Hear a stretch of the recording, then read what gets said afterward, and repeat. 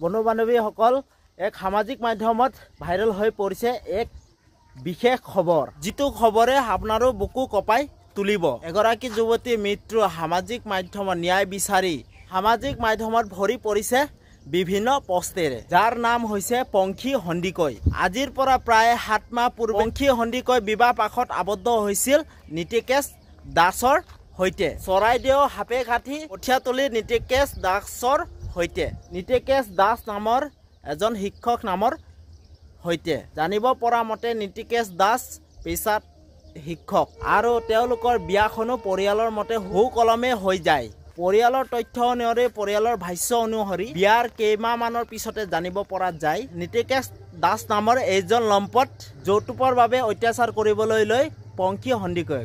আৰু ইমানতে ক্ষান্ত নাথাকি প্ৰাপ্ত খবৰ অনুসৰি জানিব পৰা মতে যোৱা 3 মে'ত ৰাতি নীতিকেশ নামৰ এই ব্যক্তিজনে যুৱতীগৰাকীক পংখী সন্দিকৈ তাৰ নিজৰ পত্নীক যুৱতীগৰাকীক হত্যা কৰি আত্মহত্যা ৰূপ দিবলৈ চেষ্টা কৰে। জানিব পৰা মতে 3 মে'ত যুৱতীগৰাকীক হত্যা কৰি ডিঙিত ৰছীৰে ফাঁচি কথাত উঠাই ৰাখিছিল আৰু প্ৰত্যক্ষদৰ্শী ভাষ্য অনুসৰি এয়া কোনো আত্মহত্যা নহয়। যুৱতীগৰাকীক হত্যা কৰি ৰছীৰে ওলোমাই থৈছিল আৰু তাইৰ মুখৰ পৰা তেজ ওলাই আছিল আৰু